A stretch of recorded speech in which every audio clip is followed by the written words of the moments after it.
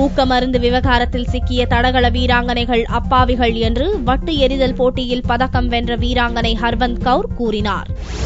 ஜப்பானில் நடந்த ஆசிய தடகள போட்டியில் இந்திய தடகள அணி 1 தங்கம் 2 வெள்ளி 7 வெண்கலப் பதக்கம் என 10 பதக்கங்களுடன் 8வது இடத்தை பிடித்தது. வட்டு எறிதல் போட்டியில் இந்திய வீராங்கனை ஹர்வந்த் கவுர் தன் பங்குக்கு வெண்கலத்தை வென்று பெருமை தேடிக் கொண்டார்.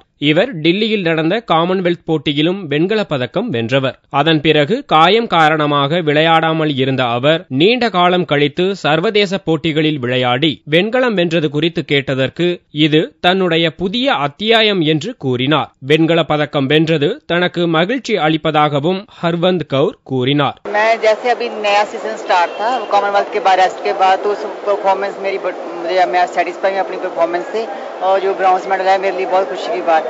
ஆசிய போட்டிகளில் தங்கம் வென்ற அஸ்வினி அக்குனி உள்ளிட்ட இந்தியாவின் தடகள வீராங்கனைகள் போதை மருந்து சோதனையில் சிக்கியது பற்றி கேட்டதற்கு அவர்கள் அப்பாவிகள் என்று ஆதரவு கரம் நீட்டினார் ஹர்வந்த் கவுர்.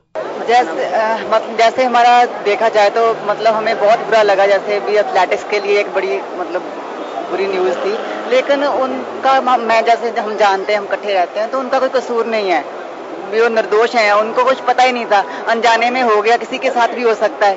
तो अभी जैसे चल रहा है, जैसे इंक्वायरी वगैरह चलेगी तो पता चल जाएगा. ஒலிம்பிக் போட்டியில் பங்கேற்று இந்தியாவிற்கு பதக்கம் வென்று தருவதே தன்னுடைய ஒரே லட்சியம் என்றும் ஹர்வந்த் கவுர் கூறினார்.